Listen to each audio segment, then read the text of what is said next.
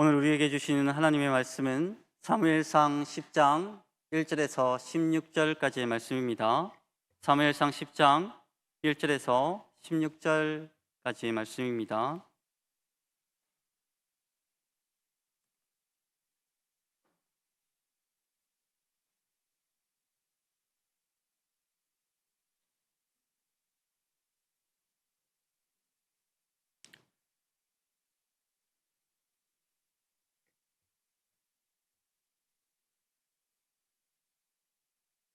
말씀을 한 절씩 교독하도록 하겠습니다. 이에 사무엘이 기름병을 가져다가 사울의 머리에 붓고 입맞추며 이르되 여호와께서 내게 기름을 부으사 그의 기업의 지도자로 삼지 아니하셨느냐?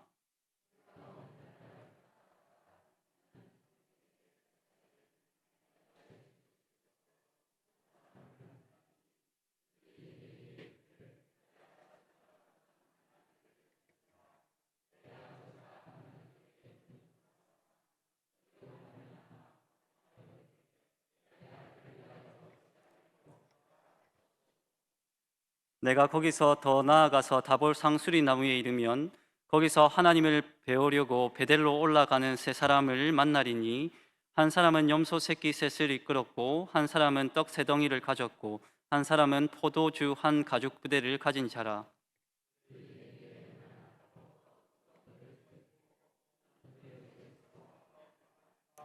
그 후에 내가 하나님의 산에 이르리니 그곳에는 블레셋 사람들의 영문이 있는지라.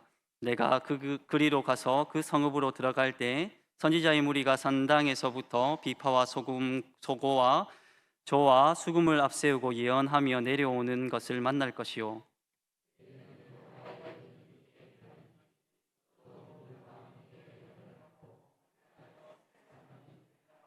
이 징조가 내게 임하거든 너는 기회를 따라 행하라. 하나님이 너와 함께 하시느니라.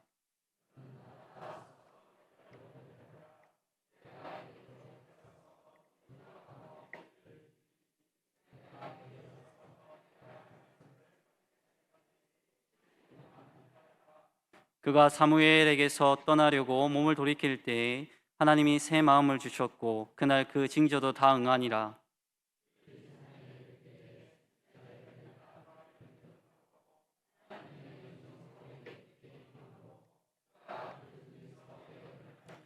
전에 사울을 알던 모든 사람들이 사울이 선지자들과 함께 예언함을 보고 서로 이르되 기스의 아들에게 무슨 일이 일어났느냐, 사울도 선지자들 중에 있느냐 하고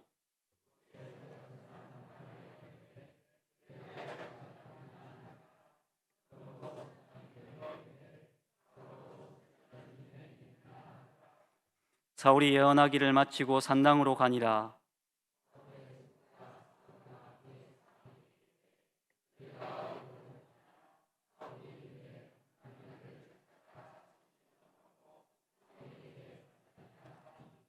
사울의 숙부가 이르되 청하노니 사무엘이 너희에게 이런 말을 내게 말하라 하니라. 사울이 그의 숙부에게 말하되 그가 암나기들을 찾았다고 우리에게 분명히 말하더이다 하고 사무엘이 말하던 나라의 일은 말하지 아니하니라. 아멘.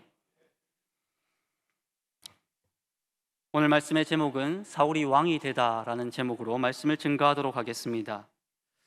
과거 조선의 역사를 살펴보면 새로운 왕조를 일으켰던 태조 이성계나 그의 다섯 번째 아들이었던 태종 이방원은 비범한 과정을 거쳐서 조선의 왕으로 등극했습니다. 그에 반해 이스라엘의 첫 번째 왕으로 등극했던 사울은 그렇게 비범한 사람은 아니었습니다. 왜냐하면 사울은 애초부터 이스라엘의 왕이 될 마음이 없었고 그의 집안도 이스라엘에서 미약한 베냐민 지파 출신이었기 때문입니다. 거기다가 사울은 다른 지파를 통솔할 만한 힘과 권력이 다소 부족했습니다. 다만 사울이 다른 사람들에게 자랑할 만한 것이 있다면 그의 준수한 외모와 그의 부유한 집안 정도가 다른 사람들에게 자랑할 것이었습니다. 그렇다면 우리는 사울의 집안이 다른 집보다 부유했다는 것을 어떻게 알 수 있습니까? 그것은 바로 사울의 아버지가 암나기를 잃어버렸다는 말씀을 통해서 그의 집안이 다른 집보다 부유했다는 것을 조금 짐작할 수 있습니다. 여기서 사울의 집에 암나귀가 여러 마리 있었다는 것은 무엇을 의미하냐면, 그것은 오늘날로 말하자면 사울의 집에 승용차가 많이 있었다는 것을 뜻한다고 볼 수 있습니다. 왜냐하면 그 당시 암나귀는 순나귀보다 온순한 편이어서 사람을 태우고 다니는데 유용했기 때문입니다.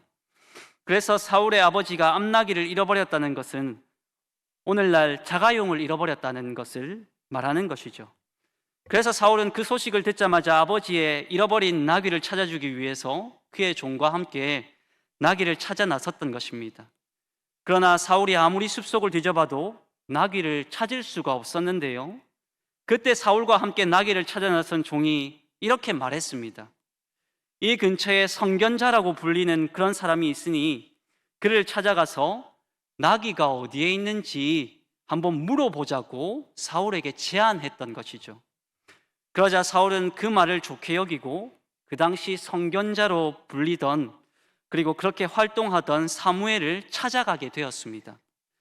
그리고 사울은 마침 하나님께 예배하러 온 사무엘을 찾아가게 되는데요, 이어서 사울은 사무엘을 만나자마자 너무나도 다급한 나머지 그의 집에서 기르던 암나귀의 행방을 이 사무엘에게 물어보게 되었습니다.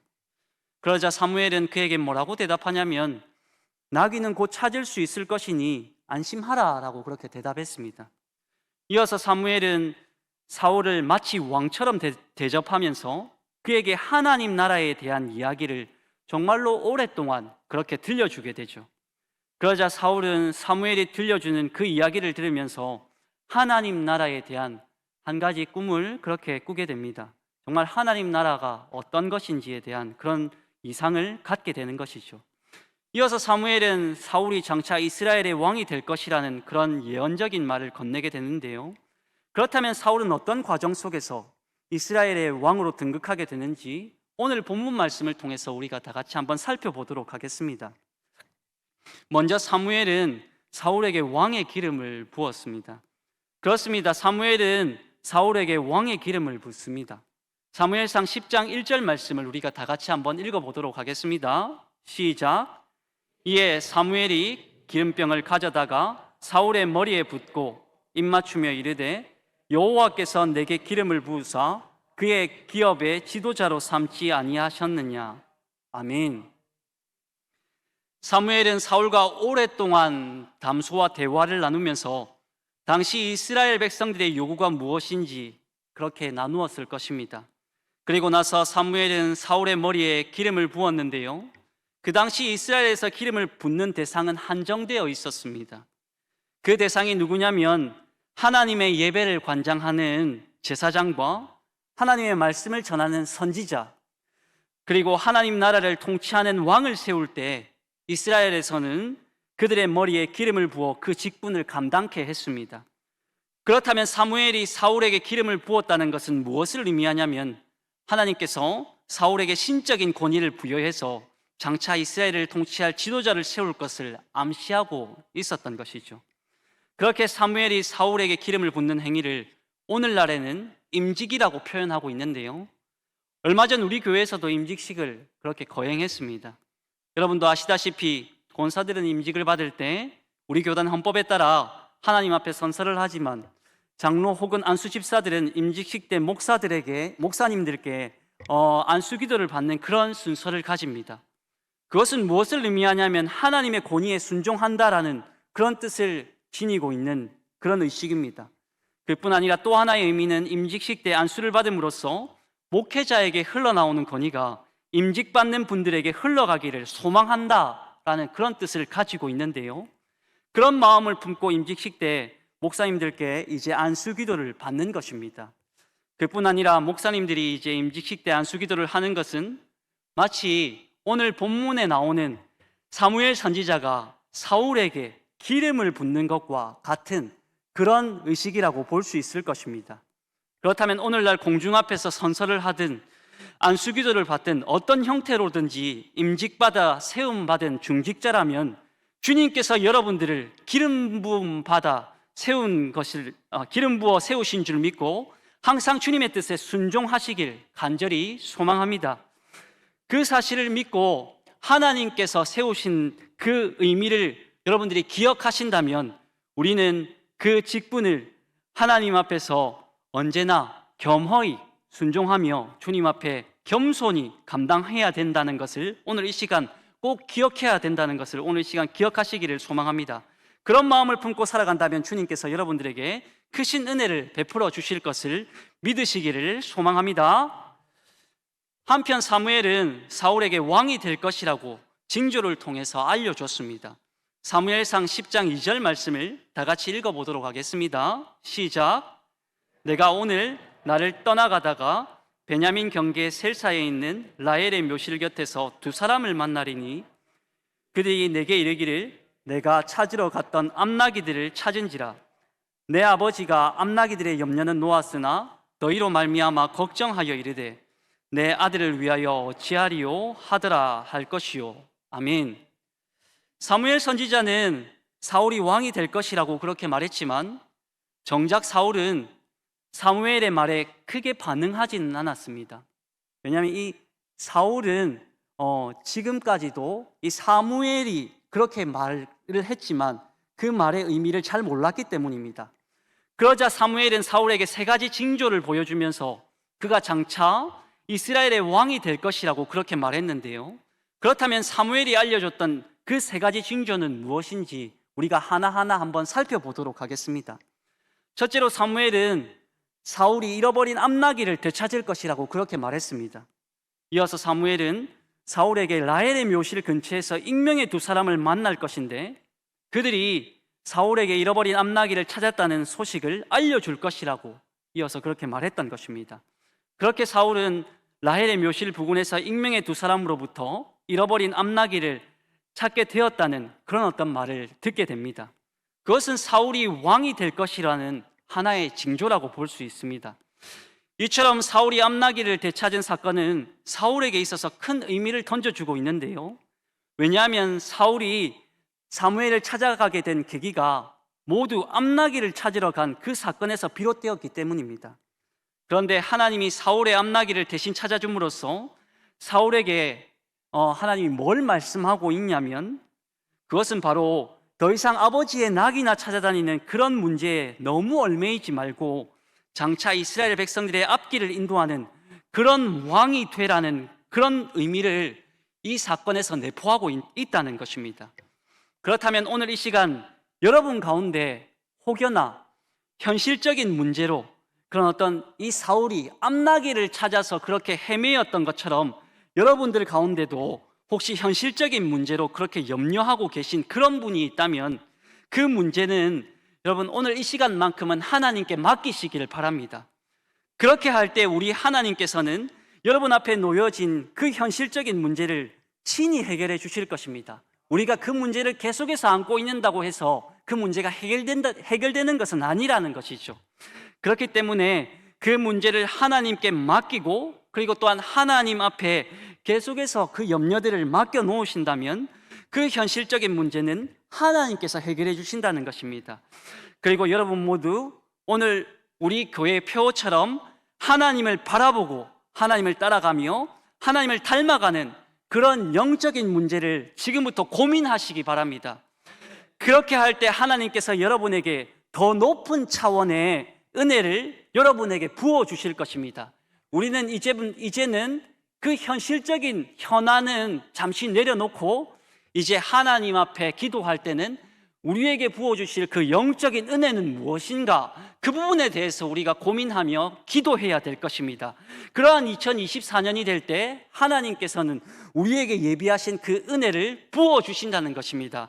여러분 그 사실을 믿으시기 바랍니다. 그때 예비하신 은혜가 하나님께서 하늘문을 여시고 폭포수처럼 그렇게 부어주신다는 것을 오늘 이 시간 꼭 기억하시기를 소망합니다.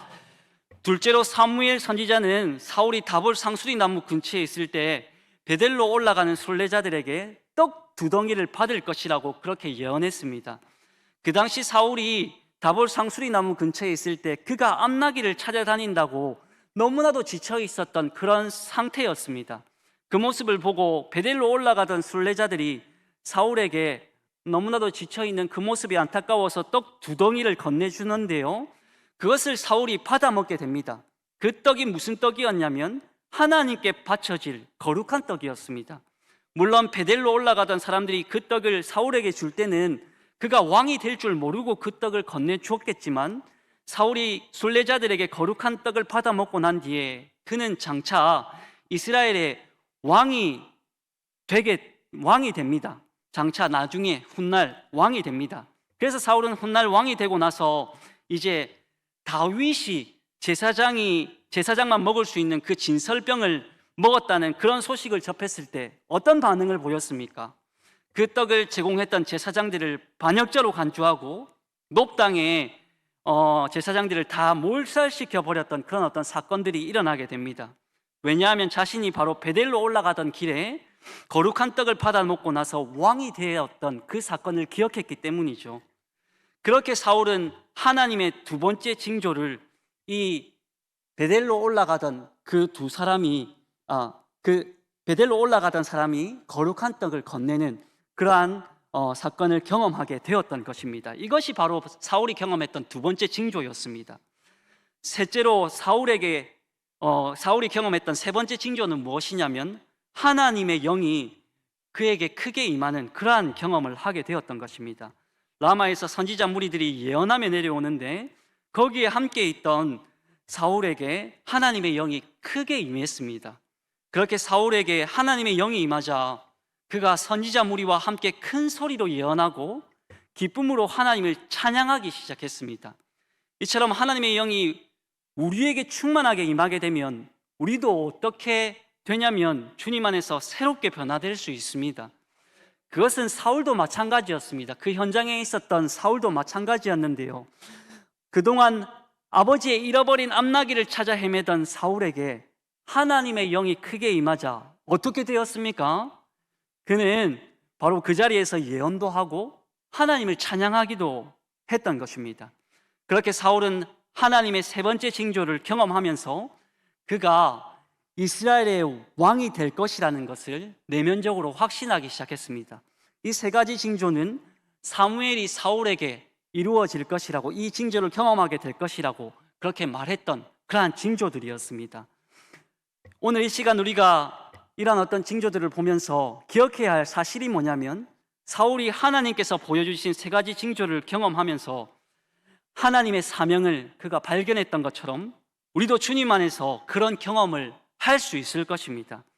오늘 이 시간 하나님께서 여러분들에게 이러한 징조를 보이면서 사명의 자리로 여러분들을 부르신다면 여러분 주저하지 마시고 주님이 부여하신 그 사명의 자리로 담대히 나아가시기 바랍니다. 그렇게 여러분들이 주님의 사명의 자리를 감당하게 될 때 그에 따른 힘과 능력은 누가 부어주시냐면 하나님께서 부어주실 것입니다. 그 사실을 믿으시기를 소망합니다. 드디어 사울이 이스라엘의 왕으로 선출됩니다. 사무엘상 10장 17절 말씀을 우리가 다 같이 한번 읽어보도록 하겠습니다. 시작. 사무엘이 백성을 미스바로 불러 여호와 앞에 모으고. 아멘. 사울은 여러 가지 과정을 거쳐서 이스라엘의 왕이 될 것이라고 그렇게 그 징조를 통하여서 확신했습니다. 그래서 사무엘은 때가 되었을 때 모든 이스라엘 백성들을 미스바로 모이라고 그렇게 촉구하는 말을 하게 되었는데요, 그런데 여러분도 잘 아시다시피 이 미스바라는 장소는 어떤 곳입니까? 미스바는 불과 얼마 전까지만 해도 이스라엘 백성들이 블레셋 군대를 물리치기 위해서 영적으로 회개했던 그런 은혜의 장소였습니다. 그런데 그런 은혜의 장소에서 그들은 이스라엘의 왕을 선출하겠다고 그렇게 다시 모였습니다. 이 이스라엘 백성들 가운데서 진정한 왕은 누구십니까? 바로 하나님입니다. 그런데 지금 그런 어떤 하나님이 왕이 되어야 할 곳에 이들은 인간 왕을 달라고, 눈에 보이는 왕을 달라고 그렇게 요청하고 있습니다. 그것을 잘 아는 사무엘 선지자는 먼저 왕을 선출하기 전에 이스라엘 백성들에게 경고의 말씀을 던졌는데요, 그 말씀을 무엇인지 우리가 사무엘상 10장 19절 말씀을 한번 다 같이 읽어보도록 하겠습니다. 시작. 너희는 너희를 모든 재난과 고통에서 친히 구원하여 내신 너희의 하나님을 오늘 버리고 이르기를 우리 위에 왕을 세우라 하는도다. 그런즉 이제 너희의 지파대로 1000명씩 여호와 앞에 나아오라 하고. 아멘. 그렇습니다. 이스라엘 백성들이 너무나도 힘들고 어렵고 고통 속에 있을 때 그들을 구원해 내신 분은 바로 하나님이셨습니다. 그런데 그런 하나님의 은혜를 망각하고 이스라엘 백성들은 하나님께 자신들이 요구하는 그 왕을 세워달라고 계속해서 요청하고 있습니다. 그러자 사무엘은 만약에 이스라엘 백성들 중에 왕이 세워지면 그에 대한 모든 책임은 이제부터 너희들이 감당해야 될 것이라고 엄중하게 경고하고 있습니다. 너희들이 요구하고 그렇게 간곡하게 말하는 그 요청 들어주겠다. 그러나 그에 대한 모든 책임, 그에 따른 책임들은 이제는 너희들이 져야 될 것이다. 한마디로 왕이 통치를 잘못해도 그것은 너희 책임이지 하나님 때문이라고, 나 때문이라고 원망하지 말라는 그런 어떤 말을 이제 사무엘 선지자를 통해서 하나님이 말씀하고 있는 것입니다. 그렇게 사무엘의 매서운 경고가 끝나고 이스라엘 백성들은 그렇게 제비뽑기를 통해서 왕을 뽑았습니다. 그렇게 제비뽑기를 한 결과 누가 왕으로 선택되었냐면 기스의 아들 사울이 왕으로 뽑히게 됩니다. 그것은 이미 기름 부음을 통해서 예정되어 있었던 절차였습니다. 그렇게 사울이 왕으로 뽑히게 되자 그는 곧바로 진보다리 뒤에 숨었는데요, 이처럼 사울이 이스라엘의 왕으로 뽑혔을 때는 진보다리 뒤에 숨을 만큼 사울은 사람을 두려워했고 아주 겸손했던 그런 인물이었습니다. 그렇게 초기에 사울은 세상 물정도 잘 모르고 큰 욕심이 없었던 그런 인물이었지만 그가 이스라엘의 왕으로 등극하고 나서부터는 점점 변질되어 가기 시작했습니다. 그가 어떻게 변했냐면 사람들의 평가에 예민해지기 시작했고 점점 난폭해지기 시작했습니다. 사울이 그렇게 변질된 가장 큰 이유는 그가 자신의 조급함을 통제하지 못했기 때문입니다.